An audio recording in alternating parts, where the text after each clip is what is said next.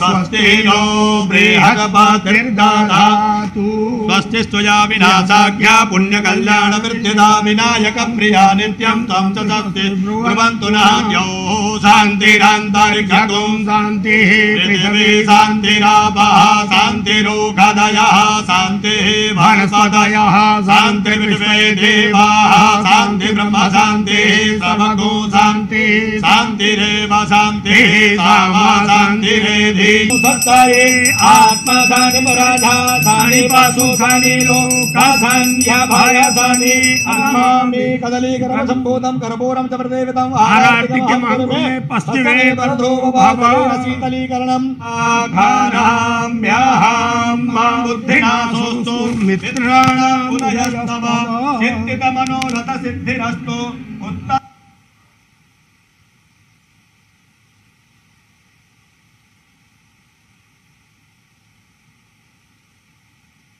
तब से कुछ देर पहले की ये तस्वीरें जहां प्रधानमंत्री नरेंद्र मोदी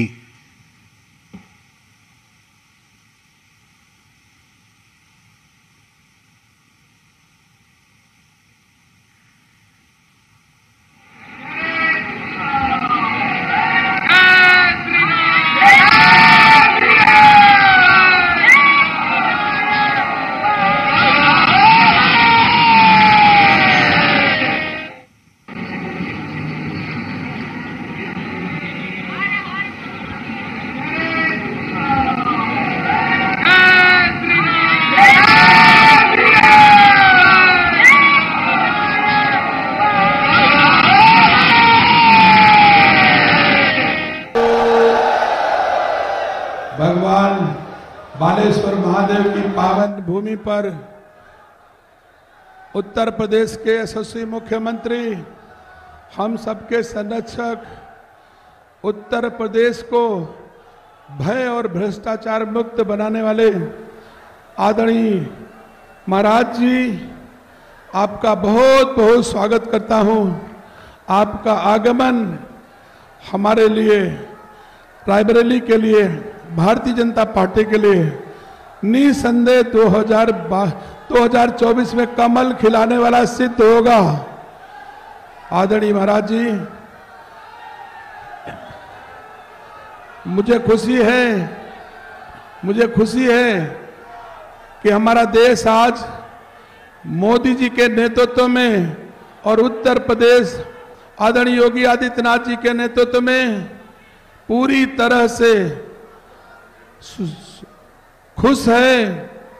आप सबकी गाड़ी कमाई का पैसा भी सुरक्षित है और हमारा देश और प्रदेश सभी सुरक्षित हैं। सम्मानित साथियों, आने वाली 20 मई को रायबरेली के लोकसभा का चुनाव होना है। हमको आपको सबको निर्णय लेना है कि हमें आपको क्या करना चाहिए। आप सब साक्षी हो, जो लोग हमारे सामने रायबरेली से चुनाव लड़ रहे हैं उनका इतिहास इस बात का साक्षी है। जब से देश आजाद हुआ 1952 से 2024 तक रायबरेली की माओ के कोख से जन्मे किसी बेटे को कभी लोकसभा का टिकट गांधी नेहरू खानदान ने नहीं दिया है। सम्मानित साथियों, किसी को कभी राज्यसभा भी नहीं भेजा है। यहां तक कि सांसद का प्रतिनिधि भी कभी रायबरेली का नहीं हुआ है। इतनी बाहर हमारे कांग्रेस के प्रत्याशी कहते हैं, मैं कौन सी दुकान चलाता हूं, मोहब्बत की दुकान चलाता हूं।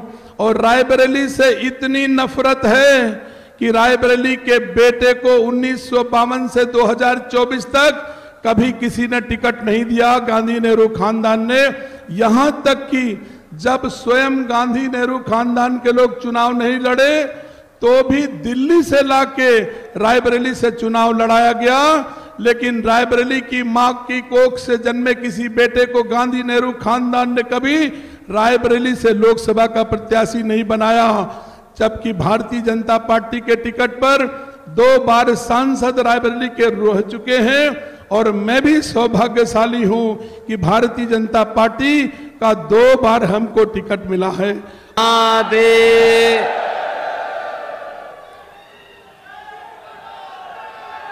भारतीय जनता पार्टी के जिला के अध्यक्ष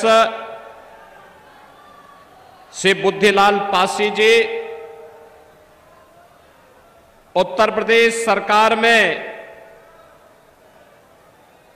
मंत्री और प्रभारी मंत्री श्रीमती प्रतिभा शुक्ला जी, भारतीय जनता पार्टी के लोकप्रिय प्रत्याशी विधान परिषद सदस्य श्री दिनेश प्रताप सिंह जी, पूर्व मंत्री श्री गिरीश नारायण पांडे जी, पूर्व विधायक श्री धीरेन्द्र बहादुर सिंह जी, राकेश सिंह जी, आरबीएस सिंह जी, अजय त्रिपाठी जी, मंच पर उपस्थित भारतीय जनता पार्टी के सभी पदाधिकारीगण, सहयोगी दलों के सभी पदाधिकारीगण, लोकसभा क्षेत्र रायबरेली और सरेली से जुड़े हुए मेरे सभी उपस्थित बहनों और भाइयों, भारत माता के महान सपूत अवध केसरी राणा बेनी माधव बख्श सिंह और वीरता के वाहक बीरा पासी की इस पावन धरा को कोटि कोटि नमन करता हूं। आचार्य महावीर प्रसाद द्विवेदी की लेखनी ने जिस धरा को धन्य किया हो, ऐसी धरा को पुनः पुनः नमन करते हुए मैं आप सबका हृदय से अभिनंदन करता हूं, स्वागत करता हूं। बहनों और भाइयों, लोकसभा का चुनाव आज चतुर्थ चरण में चल रहा है। अब तक आधे चुनाव संपन्न हो चुके हैं, 285 सीटों पर चुनाव हो चुके हैं। आज 10 राज्यों की 96 सीटों में चुनाव हो रहे हैं। और बहनों और भाइयों, पूरे देश के अंदर चारों ओर उत्तर, दक्षिण, पूरब, पश्चिम एक ही नारा गूंज रहा है, और वह है कि फिर एक बार, और अब की बार 400 पार में रायबरेली भी है ना, और बहनों और भाइयों, ये होनी भी इसलिए होनी चाहिए क्योंकि यह अवध केसरी का क्षेत्र है, अयोध्या की पावन धरा का क्षेत्र है। याद करिए, 500 वर्षों का इंतजार समाप्त करके अयोध्या में रामलला विराजमान हुए हैं, और 500 वर्षों में पहली बार रामलला ने अयोध्या में अपना जन्मोत्सव भी मनाया और होली भी खेली। दुनिया के अंदर सम्मान प्राप्त कर रहा है, देश की सीमाएं सुरक्षित हुई हैं, आतंकवाद और नक्सलवाद नियंत्रित हुआ है, विकास के बड़े बड़े कार्य हो रहे हैं। कांग्रेस की नेत्री का बयान में पढ़ रहा था कल, कह रही थी कि मोदी जी बताएं तो 10 वर्ष में रायबरेली में क्या किया। मैं पूछना चाहूंगा कि 10 वर्ष नहीं, तुमने 65 वर्षों में कांग्रेस ने रायबरेली के लिए क्या किया? आज अगर रायबरेली में एम्स है तो इसका पैसा भी मोदी जी दिए हैं, और ये रेल कारखाना है, इसके आधुनिकीकरण, इसके विस्तारीकरण का पैसा भी मोदी जी दिए हैं। इसके उद्घाटन में मोदी जी स्वयं भी आए थे।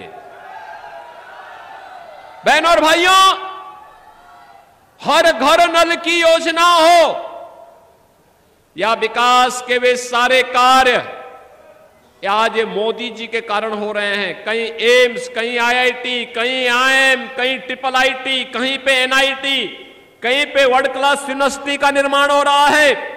हर जिले में हर घर नल की योजना बन रही है, हाईवे बन रहे हैं, रेलवे के काम हो रहे हैं, मेट्रो का विस्तार हो रहा है।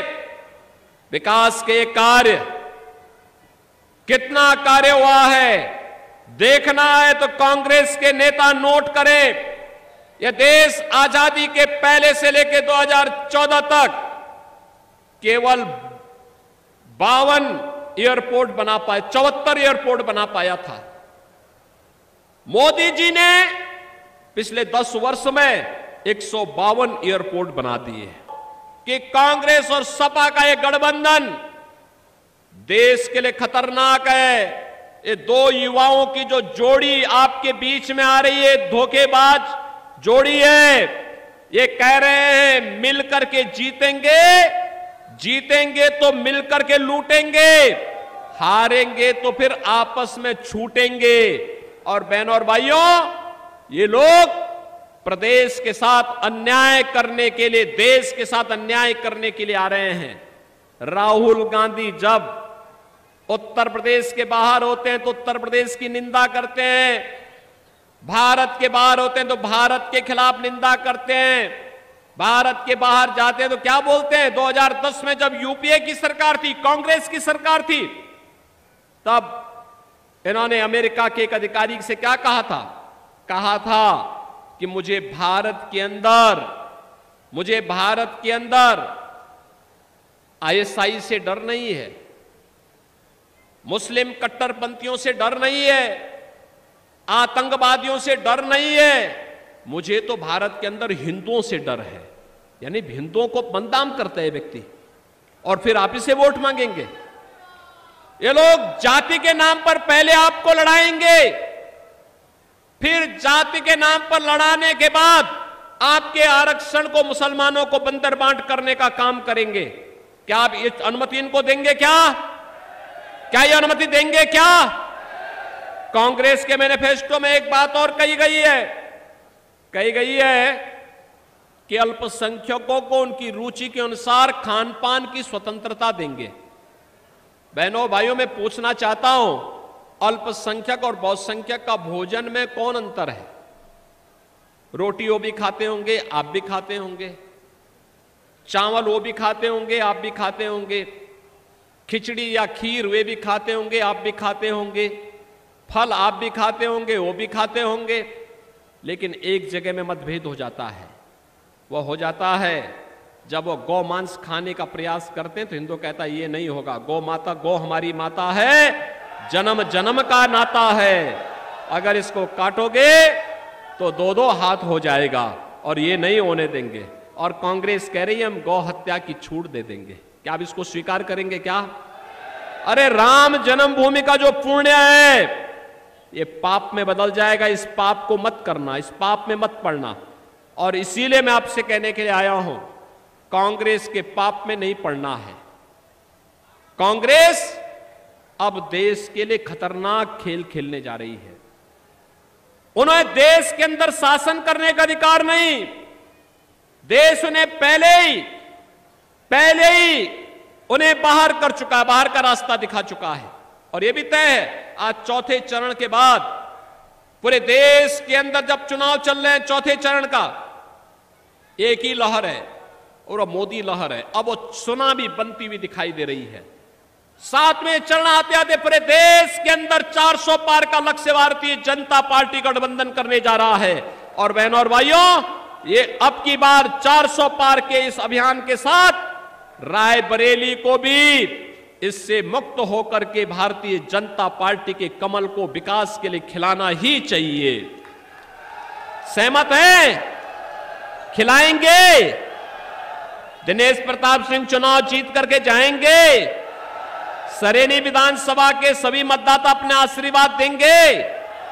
सभी लोग इधर उधर पीछे सभी लोग मुझे बताओ, इस बात के लिए आश्वस्त करके बताओ, क्या आप सभी लोग देंगे? सभी लोग सहमत हैं?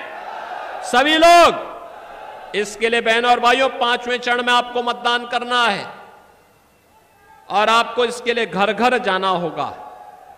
एक एक मतदाता से अपील करनी होगी कि चुनाव देश की खातिर है, भारत को विकसित भारत बनाने का है।